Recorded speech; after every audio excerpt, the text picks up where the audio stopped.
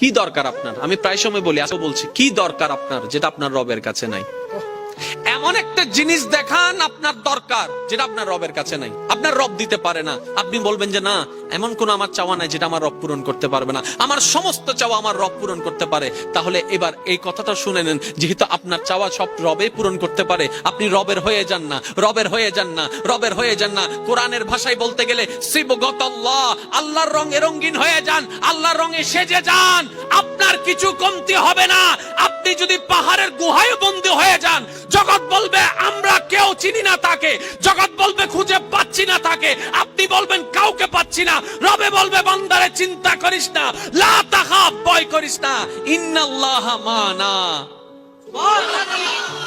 কোন বান্দা যদি নিজে থেকে চায় আমি পরিবর্তন হব, সে ছেলে হোক কিংবা মেয়ে হোক, সে যদি অন্তর থেকে সে যদি এতটুক চায় আমি পরিবর্তন হব, আল্লাহ পাকও তাকে পরিবর্তন হওয়ার জন্য সাহায্য করেন। সুবহানাল্লাহ। কত বেনামাজ এখন নামাজি হয়েছে জানেন? সুবহানাল্লাহ। কত নামাজ এখন তাহাজ্জুদ ওয়ালা হয়েছে, হাজার হাজার আছে। এক সময় নেশা করতো এমন ছেলে, এখন 5 ওয়াক্ত নামাজি হয়েছে এমনও আছে। সুইসাইড করতে গিয়ে ফেরত এসেছে, আছে। এক সময় যে কথার আগে হাত তুলতো, সে এখন গালি শুনলো মুস্কি হাসি দেয়। তো বন্ধুর একদিন তাকে জিজ্ঞেস করে, কিরে নেতা, তুই না কথা বলার আগে হাত তুলতি? তখন সে বলে, পাগল ছিলাম তখন তুলেছি, বুঝতে পেরেছি ওই জগতে কিছু নাই, আল্লাহর প্রেমের ধৈর্যের জগতে অনেক বড় নিয়ামত আছে। এত বড় বড় সফল ব্যক্তি যদি ছোটবেলায় লাথি খাইতে পারে, আপনি পারবেন না কেন? আর সবার কথা বাদ দেন, ও নবী, আপনি শুধু একবার বলতেন জিবরাইল উল্টাই দিত, আপনি বললেন না কেন? নবী রাহমাতুল লিল আলামিন বলে, পাওয়ার থাকার পরও যে পাওয়ার দেখায় না, সে তো সত্যিকার পাওয়ারফুল ব্যক্তি। সুবহানাল্লাহ। নবী তাদেরকে বাঁচানোর জন্য গিয়েছে, তারাই উল্টা নবীকে আঘাত করছে, পাথর দিয়ে আঘাত করছে, যা তা ভাষায় কথা বলছে, বিশ্রী বিশ্রী কথা বলছে। আপনার আমার নবী কান মোবারক দিয়ে শুনছে, অন্তরে ব্যথিত হচ্ছে। এক পর্যায়ে পাথর একটি এসে নবীর রাহমাতুল লিল আলামিনের শরীরের মধ্যে আঘাত করলো। আঘাত করার পরে আপনার আমার নবী দাঁড়ানো থেকে বসাই গেল। বসে যাওয়ার পরে জিবরাইল বলে, আল্লাহ তোমার হাবিবকে এত কষ্ট দিচ্ছে, তুমি কেমনে সহ্য করে রইলা গো আল্লাহ? আল্লাহ তুমি কিছু একটা তো করো। এবার রব্বে করিম হুকুম দিলেন, জিবরাইল এখনই যাও, আমার হাবিবের কাছে পয়গাম পৌঁছায় দাও, আমার হাবিব যা বলে তুমি তাই করে দিও। যদি নবী বলে তায়েফকে উল্টাই দিতে, তুমি সাথে সাথে সেটা করে দিও। বলেন সুবহানাল্লাহ।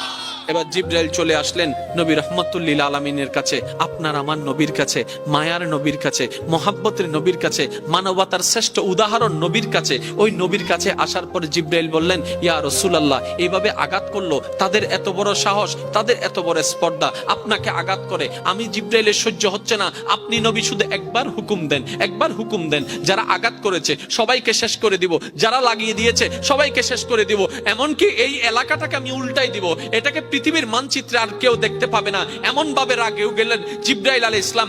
এই কথা শুনে নবী রাহমাতুল লিল আলামিন বললেন, জিবরাইল ভাই তুমি একটু শান্ত হও, তুমি একটু শান্ত হও, যিনি আঘাত পেয়েছেন তিনি উল্টা বলছেন তুমি একটু শান্ত হও, রাগ করিও না, তুমি একটু শান্ত হও, তুমি একটু শান্ত হও, তুমি একটু শান্ত হও। জিবরাইল বলে, ইয়া রাসূলুল্লাহ, এত নির্মম একটা পরিস্থিতি দেখে কিভাবে শান্ত হতে বলছেন? নবী রাহমাতুল লিল আলামিন বলে, ও ভাই জিবরাইল, আল্লাহ আমাকে গজব দাতা বানায় নাই, রাহমাতুল লিল আলামিন বানায়।